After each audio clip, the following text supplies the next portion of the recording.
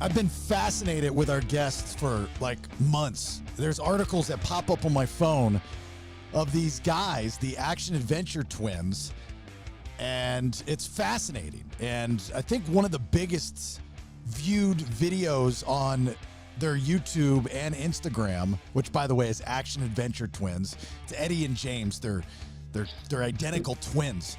But it was the hole that you guys jumped into. Like it was the hole that went to hell on earth or something. Eddie, you know what I'm talking about? That big ass hole you guys just decided to drop 200 plus feet into the earth on? Yep.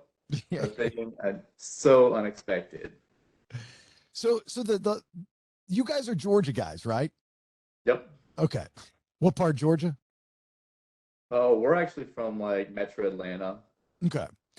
Is all this stuff, is it in the United States? Is it in Georgia? Is it around the world? You know, where do you guys go? Most of the stuff we go to is in Georgia, North Georgia in the mountains. Uh-huh. What are you finding up in North Georgia? I got a cabin up in Mineral Bluff. You got any cool places around there? Now, most of them are like literally on the Georgia, Alabama, Tennessee border. That's where all the limestone's at. So way up West Georgia. Okay, you do realize that you and your brother are crazy as shit, right? I mean, the stuff that you guys fucking do is nuts. Like especially if you're claustrophobic at all. I mean, there's some of these videos, and I'm infatuated with your YouTube channel. Some of these videos, I mean, you have zero room between your body and these caves, and you don't have somebody to go in there beforehand and make sure it's safe, right? You guys are kind of raw dogging it. Yeah, these are wild caves. There's nobody really guiding you or anything. You pretty much got to be skilled and know your limits. Yeah, it can get pretty sketchy sometimes. Like every time. I get anxiety watching some of these videos that you guys are doing. And you and your brother, you're young guys. So how did this whole thing start? You just as a kid, you just would go to these different places and you're like, oh, well, technology now, let's just start videoing it. And now you're, internet famous. Really, it was kind of recently, about 5 years ago, our friend showed us our first cave, and we walked underground, and we were like, "Oh man, I feel like I'm on an alien planet or something. Like this is wild." And he showed us one more cave after that, and we were just hooked. And we weren't filming it for the first probably 2 years. We were just going through these things, just having fun, and suddenly I traded like an amplifier for a GoPro, and that's where it all started. Slapped the GoPro on our head and just started filming it.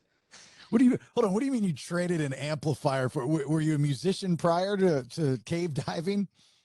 Well, it was like an amplifier for some car audio, subwoofer. Gotcha. And you're like, okay, we should start filming this, but I got no money, so let me go online and try to trade this out. Exactly. And it was the best trade we've ever done. Yeah, I'm sure. Because you guys are making a living off this, right? YouTube pays you probably quite a bit of money for all your videos. Yeah, we're doing it full time now. Yeah, what are your as much as our electrician job, so we just went ahead and fully committed to the channel. Okay, so that's what you guys were doing before you were electricians? Yeah. Yeah. What is your dad an electrician? No, actually, we just got into it because our mom's fiance was like, "You should get into this. It pays good, and it'll be really fun for you." So. Okay, so you and your brother really had no plans after high school. You guys were just kind of like, whatever happens, happens, right? Exactly. So you become electricians, which, by the way, is a great job. I'm not knocking the job. You become electricians, and then 5 years ago, your buddy of yours goes, "Hey, let's go see a cave," and you turn to your brother James and like, "Hey, dude, we should find a video camera and put this up on YouTube." And then was it instant internet famous, or did it take a while to accumulate? It was a really slow grind. At first, our first year, we had 30 subscribers, Yeah. posting regularly. Then after a year and a half, we had 130, and we're like, this is going nowhere. And then just about a month later, we started getting thousands of subscribers a day. And between about now and a year ago, we've gotten 300,000 subscribers. What do you think was the change? I mean, a lot of things on the internet, we struggle with that too, with the podcast, which is fairly new, and I get frustrated. If Nate and Brandon were on with us right now, they'd tell you how frustrated I get because I want everything to happen yesterday. And I'm used to that happening in the radio world, but I do realize I just have to keep telling myself in the internet world, it's a slow burn and it just takes one person, a blogger, a big website, somebody with a lot of traffic on their socials just to point out the good stuff that you're doing. And it'll totally change your world. Is that kind of what happened with you? A story was picked up or something? It was basically one video went viral. It was our best video, the one that's got 32 million views at this point. It was the high anxiety in Petty John's cave. What did you guys do there? We went to a place in the cave called High Anxiety. It was about 4 hours back where almost nobody goes in that cave. And it's called High Anxiety for a reason. That room is really sketchy and unstable. And that video, it didn't do anything for the first month.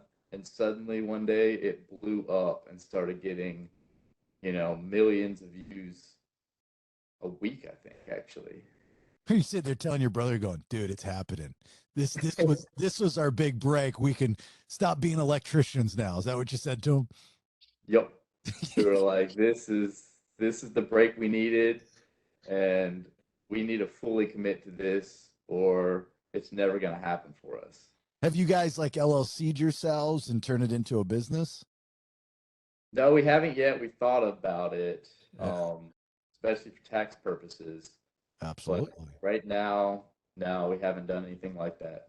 Also for liability purposes. It's true, yeah. You need Yeah. you need somebody in your ear, my friend. There's a Yeah. plus, I mean, you guys I mean really could benefit off of the celebrity that you guys have gained by, people want to meet you. A lot of these influencers online, these YouTubers, they'll show up to an event and they're bigger than the celebrity that was in a movie. Uh, it's true, and Yeah. you guys have, good looking dudes, young dudes, Southern dudes jumping in caves, fucking crazy as shit.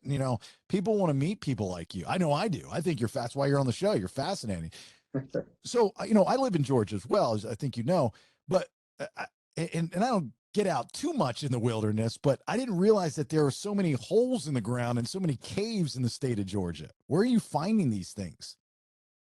They're way up northwest Georgia, so walking around like your typical woods in central Georgia and stuff, you're probably not gonna have to worry too much about falling in a hole or anything. Mm. But once you go up northwest, you gotta watch out because there are literally cracks and caves everywhere. You could literally just fall in one of these. They're not marked, they're not gated off or anything.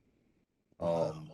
And that's just caves. Then there's also mine shafts and everything. We go into abandoned mines too, and there's like sinkholes and shafts and pits and stuff you got to watch out for. So it can get pretty sketchy just looking for these things. Yeah, you would think that with all these holes in the ground in Northwest Georgia, that this would be a bigger deal. Like people would be saying, yeah, there's people lost because they're in the woods or all these animals are dying or, it could turn into a bigger issue. This is the first time I've ever heard of this. I thought you traveled around the world or the country at least. I didn't realize you were just doing this in one spot in the state of Georgia. There's a bunch of holes in the ground. There's hundreds and hundreds of these things. There's Wow. almost all of our videos are from Georgia. Yeah. So we're not going far for these things. Alabama's got a lot of them. Tennessee's got a lot of them. We haven't gone there yet, but you got to watch out in Georgia for sure. Are people falling into these holes? I've not seen one news story of kid falls in hole in Northwest Georgia. No, I think for the most part, the caves, they're a good hike up the mountain. So your average person's not going to be going up these mountains because they like to stay on trails and stuff. Mm, But people do fall in the mine shafts all the time. Some people die, they get hurt. yeah. So the mine shafts, they'll be everywhere pretty much. So you guys just go out in the woods and scout and hope to find something, and then when you find it, you then do your thing, right? Nobody's giving you tips, or you don't have it marked already or anything like that. It's actually a little of both. We get a lot of hints and shout outs from friends who tell us where these things are and sometimes even like what the name of this thing is called. But a lot of times we're on our way to a cave and we end up seeing another one and we're like, oh, this isn't marked. Nobody knows what this is or anything. And we just have to check it out, you know? Would you? I'm an idea guy. Would you like an idea, Eddie? Yeah. You What's got your a, idea? you got a lot of people that love you guys. You got a lot of people that follow you on social media. If you're finding these caves and holes and mine shafts that have not been marked or named, you should take donations. And the biggest donation, or the person that tips you off, gets the naming rights of that hole. And then have a website and have all of your fans, like, to say, Bill the Driller. Bill the Driller found this mine shaft. Nobody found it. He claims it. He gave you guys $5,000 a donation because he loves what you do, and he told you where it's at. Now it's Bill the Driller, and you go back to it every now and again. Hey, let's go back to the Bill the Driller hole. See what I'm saying? It's a pretty good idea. It's a great idea. It's a good idea. It's a great. Also, the problem is though we haven't joined any caving organizations or anything, so half the time these things they could have been found before. There's no obvious trash inside them or like ropes that are strung up, so we don't know if somebody's found it before. But some of them could have been found. But cavers, they like to hide their information and not share it. So unless you're part of a grotto, part of the NSS or something, you're not going to really know any information about these things. Interesting. So yeah, so now you're in these caves, you're in these holes, you're in these mine shafts. What are you finding? You finding any treasure or anything of historical value? We get the treasure one a lot. Haven't found any treasure yet, Yeah. but we have gone into some caves where you'll see writing from soldiers from the Civil War Wow. and all sorts of like animal bones and alive animals. A lot of them. We've seen everything from bobcats, uh, bears, bats, rats, snakes. Um, but other than that, you just mostly see cool like waterfalls and formations, you know, lakes underground and stuff. That's so cool. Do you explore to the end, or do you just go as far as you want to go? Because I'm wondering, like, does it open up to the East Coast? Is it like a drug tunnel, or does it go to a special, like a national treasure, the Book of Secrets? It goes to a hidden warehouse underground where it's got a bunch of gold. When do you stop? It depends on the cave. Sometimes we push them to the end because of just like pretty small crack in the ground relatively. But man, a lot of these caves in Georgia, they're miles long, and you get in these things like 4 or 5 hours deep, and you get so tired you got to call it because most of these things are one way in, one way out. So Mm. if you're going in 5 hours, it's going to take you every bit of 4 hours to get back out. Turns into a 9 hour trip. So you got to know when to call it just so you have the strength to climb back out. Do you mark the caves when you're in there where you went to? So if you come back, you know where to start. Most of the time, we just have a mental image of where we went. But sometimes we'll leave like a little trail of reflectors in the cave, and that'll help us get back out. But we pick up the reflectors on the way back out. Um, and then if we haven't visited the cave in like a year or so from when we last did it, it can get kind of confusing on where we left off. I'm sure. But we just try our best. Who's crazier, you or your brother? That's debatable. Like who's the guy that when you guys jump into the hole and you're like, no, no, no, no, no, no, no, no, we shouldn't go any farther. The guy's like, no, let's go. Which one of you is that? Probably me. I tend to probably take a few more risks than him. I've had some sketchy moments. Like what? That's what my next question was going to be. There has to have been moments where you guys, I mean, almost probably died or thought you were going to die. Yeah, we both had them. I think my two biggest ones were I went alone into this cave that had a river coming out of it.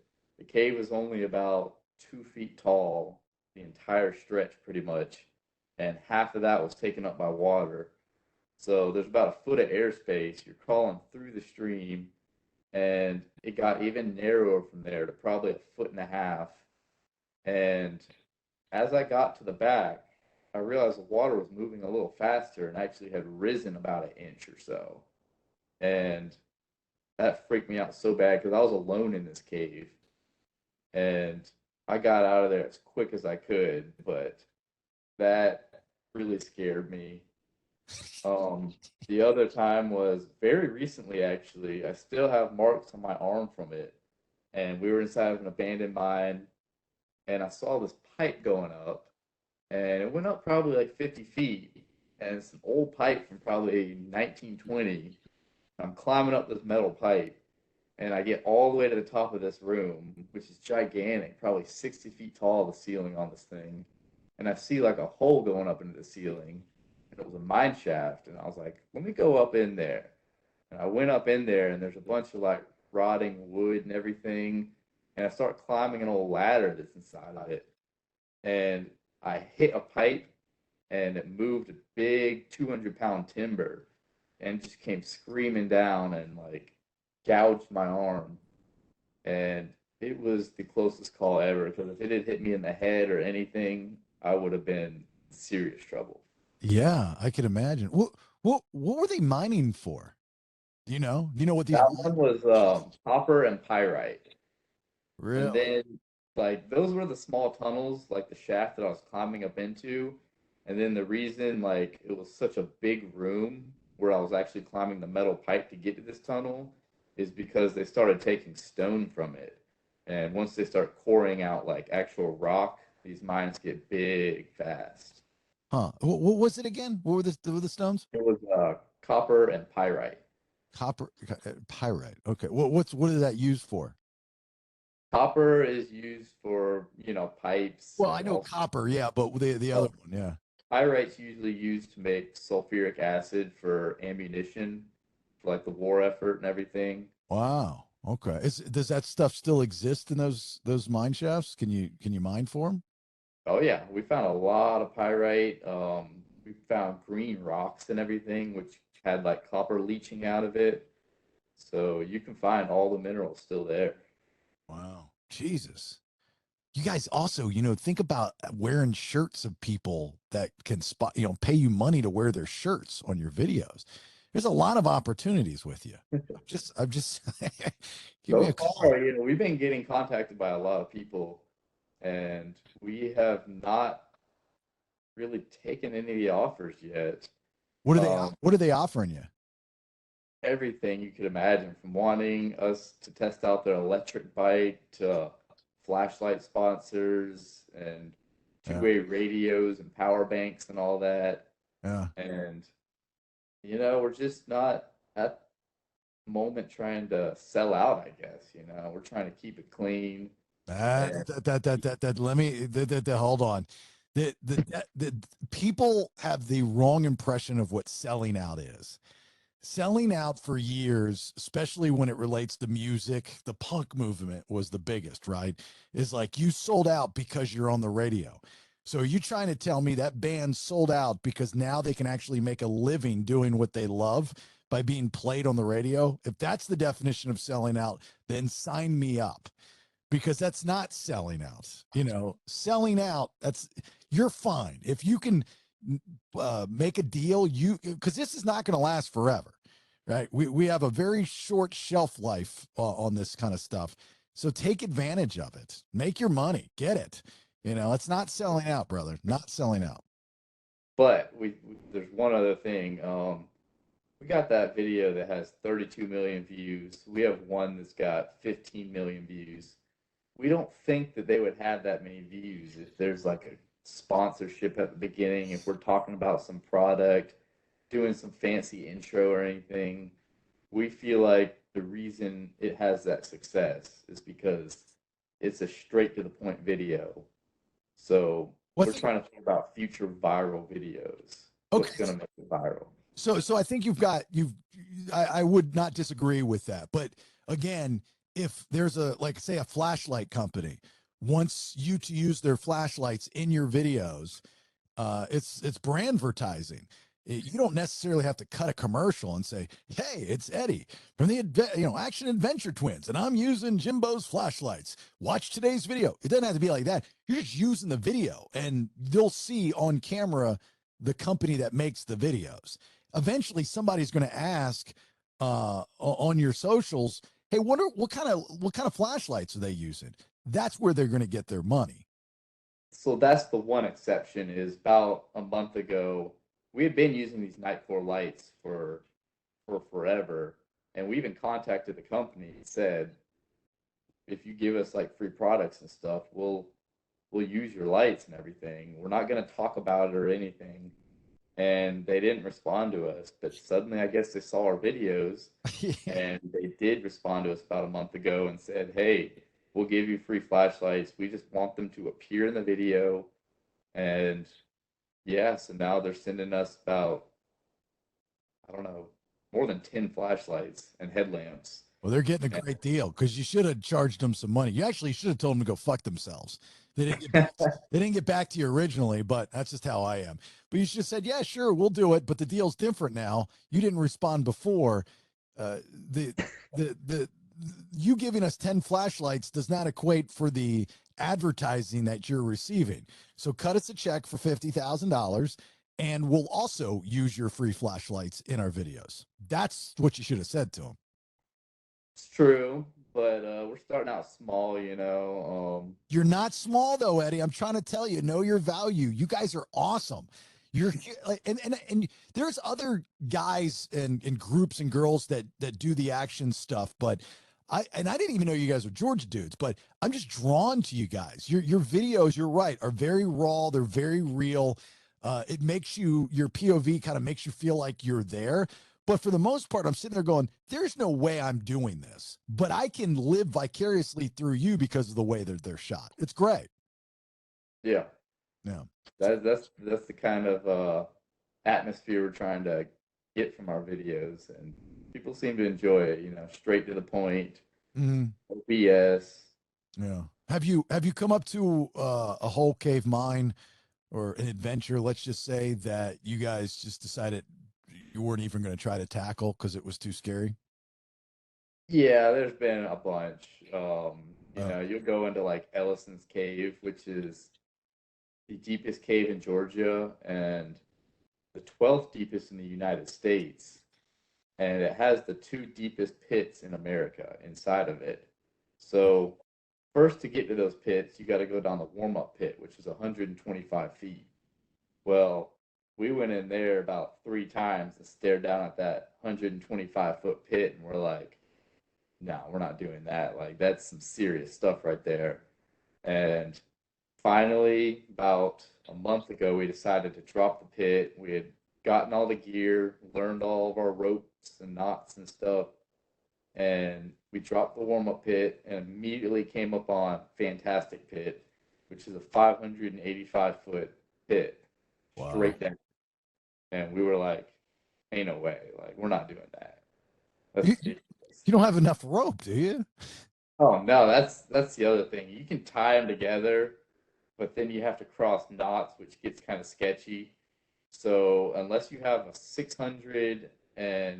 656-foot rope, you need like an extra 100 feet to rig it. Uh, You're not going in there, and that rope costs like $700. yeah, but I mean, to be 100 and you say 30 feet was the first down. Yeah. Yep. and then 650. So you're looking at 780, 800 feet down in the earth. And if you were to get to the bottom of the second pit, who knows? There might be another one after that, right? There is. The cave is actually 1,000 feet deep. So it keeps going down after that. And we just we don't have the experience to do that. Some people work their whole lives to drop that pit because you got to think, you got to get back up this rope. Dropping down is the easy part. Getting back up the warm up pit, just 125 foot, took us 30 minutes. So getting up 585 feet would take hours for us to get up. Is that a free climb? Like you just dangling with nothing to hold on to? Like you can't put your foot into the side. You're just climbing up the gymnasium rope in middle school. Exactly. I mean, you have a harness and you have an ascender. You're passing this ascender up the rope, but there's nothing for you to connect with like the wall or anything. This is straight up. I feel like you're a spider hanging on a little thread or something. Yeah. Straight down. Have you guys run into a situation where there was a screw up with the rope and felt like it was going to come loose from your gear? Yeah. So the first thing is you got to pad your rope because if you don't pad it and the rope slips and hits like a sharp rock or something, when you're weighted on it, it'll cut it just like a hot knife through butter. And one time our rope slipped off our pad, and of course it felt sketchy as we were climbing up. But once we got up there, we realized it was resting right on a sharp rock, and it could have been bad real fast. And the next sketchiest thing, probably even sketchier, my brother was climbing up a 220-foot pit. It was that hole in the ground. And he got halfway up, so about 110 feet up. And he looked down and realized his harness had unscrewed. And the harness is the only thing keeping you on that rope. And when his screw link unscrewed, he looked down, and if he hadn't caught it in that fraction of a second, he probably would have gone up again to keep moving, and his harness would have just unhooked and he would have plummeted. Does anybody have life insurance policies out on you guys? No, they don't. We don't even have health insurance right now. Well, I'm saying somebody should probably. I mean, I'm guessing neither of you are married, but it's like, all right, if you kids want to do this, do it at your own risk. But if something happens, and I hope it doesn't, but if it does, just send me the check for $5 million and I'll make things a little bit better. I know it sounds so horrible, but it's just how people think. It's like guaranteed money for them, right? It's just guaranteed money for them. Has anybody reached, well, I'm sure people have reached out to you, but other, people that do this for a living or professionals and critique your work and said, hey guys, love what you do, but my suggestion is you should probably try this instead? Yeah, we get that a lot. People emailing us saying you shouldn't do this or you should come here and explore with us. And we're constantly meeting new friends and everything. They're mostly helpful. And even when they critique us, it's usually like, constructive criticism. Right. So we haven't gotten too many people who are mad at us or anything. But there are people out there that do give you a kickback for some reason, right? Yeah. What is the reason? Mostly in our comment section, actually. It's what's that? Mostly in our comment section on YouTube. Yeah. What are they? What's the kickback? What don't they like that you do?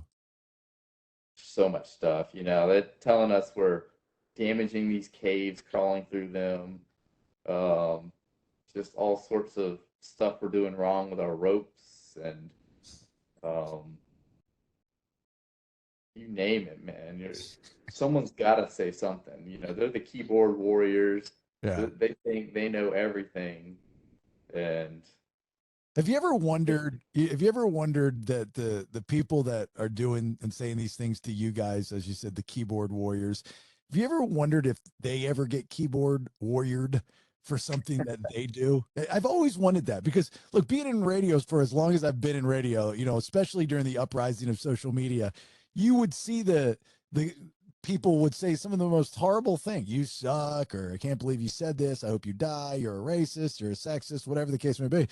And I always wondered. I'm like, wonder if there's something that they post on their personal page that they get the same backlash. And they just you would think at some point in time they'd realize how much bullshit it is what they're doing, and it's such a waste of time for everybody, right? I don't think any of them do because they don't ever get up off their couch and do anything. They got nothing to even post. What about the girls? I'm sure you guys have some groupies, right? Uh, there's not as many girls going into these caves as you think. Yeah, but the girls. I try to get my girlfriend to go in the caves, and she's gone in a few. She even started a YouTube channel off of it, but she's had a bad experience in the cave, and it kind of freaked her out. What happened? So she was in Pettyjohn's Cave, which is the second longest cave in Georgia. It's 7 miles, and we were really far back at the waterfall. And to get back there, you got to go down some ropes. And going down the ropes, she made the 30-foot climb down pretty easily. And we're in the stream passage. Everything's going good. She started getting cold, and I think that's where things really started taking a turn for the worse. And as she's climbing back up, she didn't really have the strength anymore to get up the ropes. And I told her to grab my hand right when she was at the top of the rope. And instead of reaching out and grabbing my hand, she kind of lost all strength right then and there as she was grabbing the lip of this rock. And she just kind of let go and almost fell back down, probably a 10-foot drop straight to her back. And as she's falling at the last second, she grabbed the rope and managed to like hang on, but she had fallen like way down. And I was like, hang on. And I got down there and got underneath her and everything. But it freaked her out so bad because if she had fallen, she would have broken her back for sure. Yeah, I think that's when I call it quits and try to trade out my gear for that amplifier. Let's see if the guy wants it back. Go reverse trade, yeah. Reverse trade. So is there a goal list for you and your brother and your team? Is the next big thing to conquer for your YouTube and IG channels? Yeah, the next big thing, the biggest thing that we want to conquer is Incredible Pit. So Fantastic's on one side of Ellison's Cave at 585 feet. Incredible Pit's on the opposite side of the cave, and it's only 430 feet tall. Only. But that's still super deep. But that's our goal, is to buy a long enough rope, drop down Incredible Pit, and see what's down there. Because we dropped a rock down it, and it took like 5 seconds to hit the ground, and we were like, where does that go? We just have to know.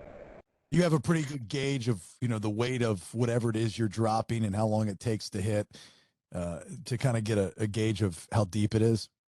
Yeah, it's my friend knows a little more. He was in there that day, and he's got a whole thing that he does. The first couple seconds, it'll take like 2 seconds to drop 300 feet, and then it slows down from there, or speeds up, I should say.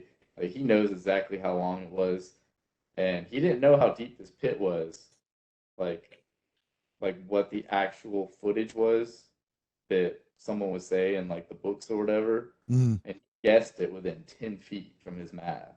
Wow! Once we found out how deep it was. That's pretty good. Is it abnormal for a state to have this many holes in the ground? Yeah, absolutely. Georgia, people come from all over the world to explore the Tag region. And, you're not going to find these caves up in Pennsylvania or New York or something. It just doesn't exist, especially not these long, big ones like we got. Why is that? What was that? Why is that?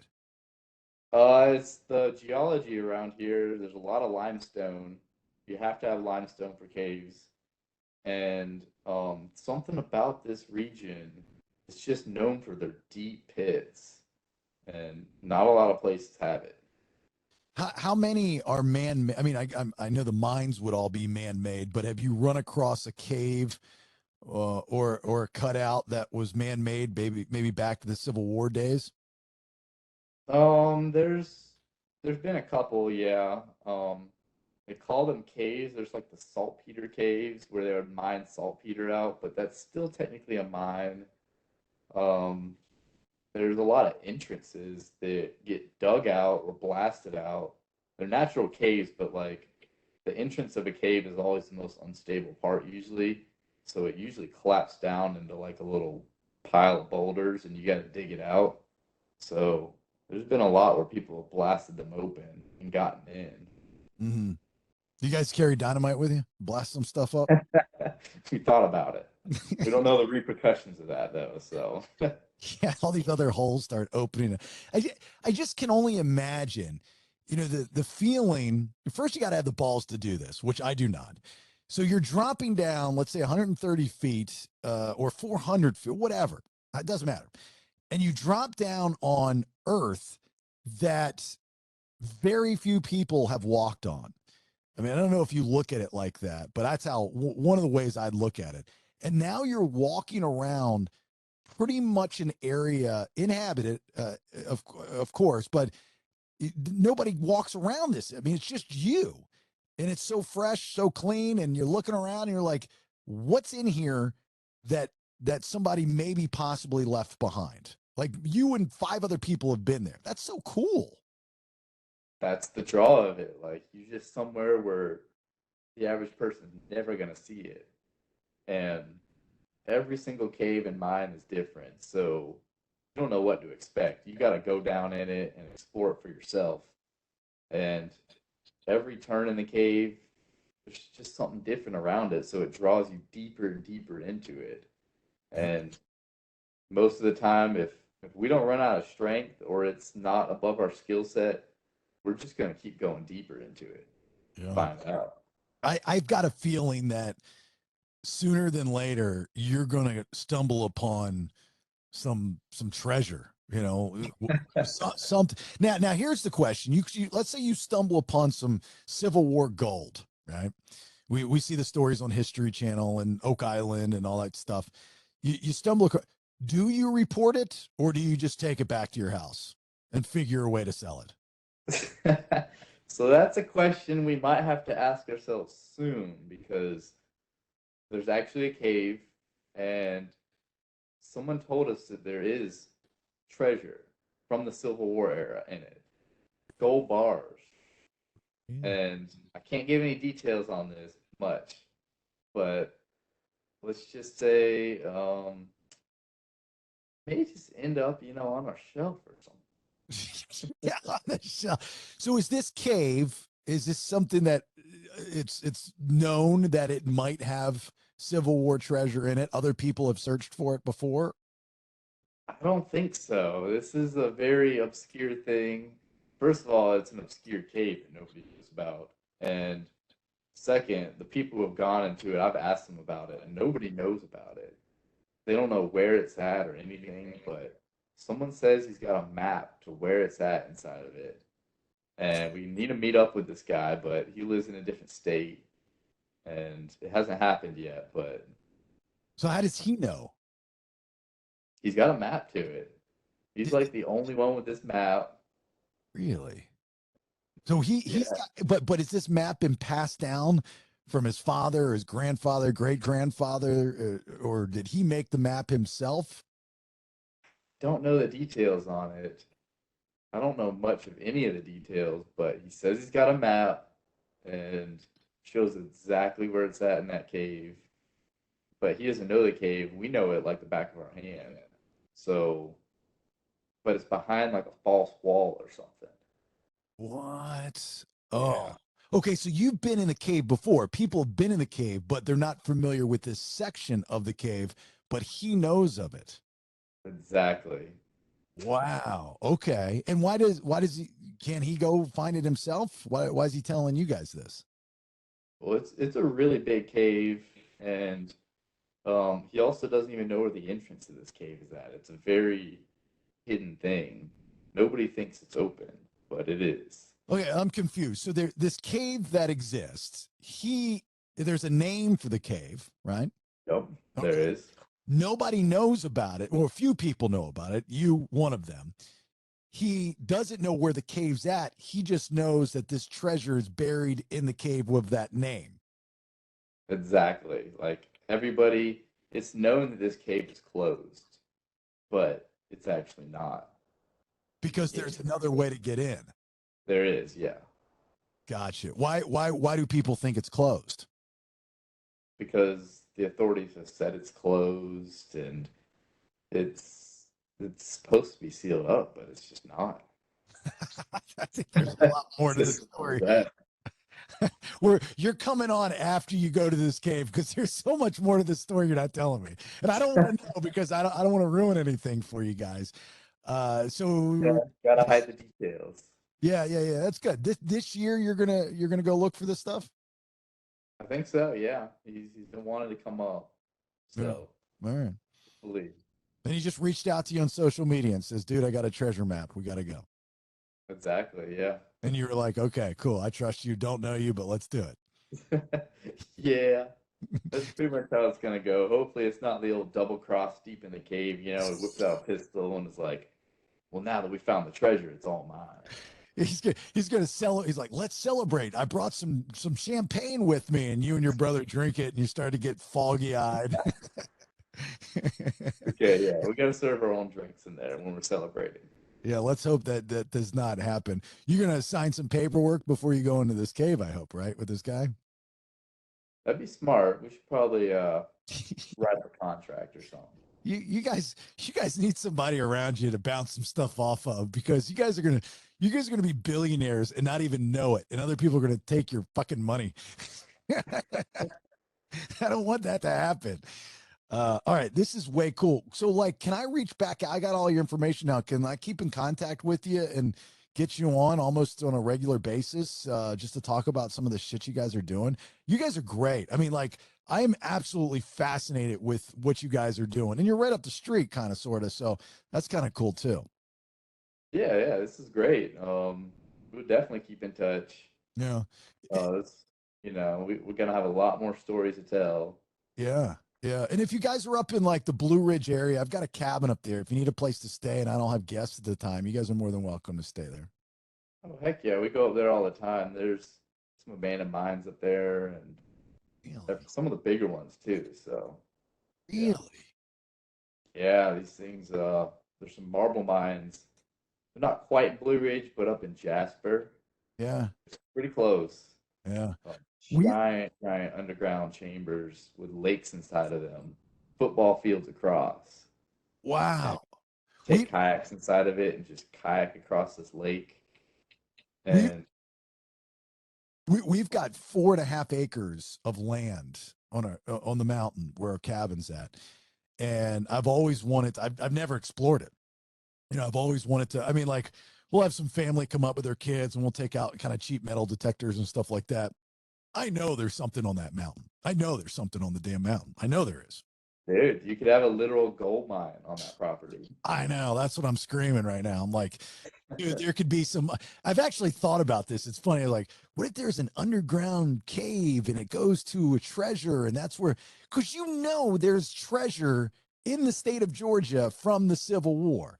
It's Oh yeah. fact. I mean, there's been documentation of lost gold from the Civil War that's still in the state of Georgia. Where it's at, who the fuck knows? But it's here somewhere.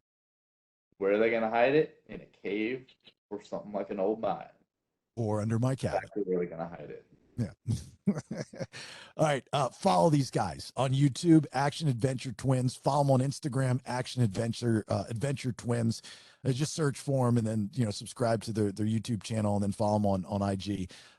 Eddie, one of the brothers that does all this crazy shit. Thanks, brother, for coming on. Be safe. Please be safe and be smart. And we'll keep in touch. All right. Cool. Thanks, man.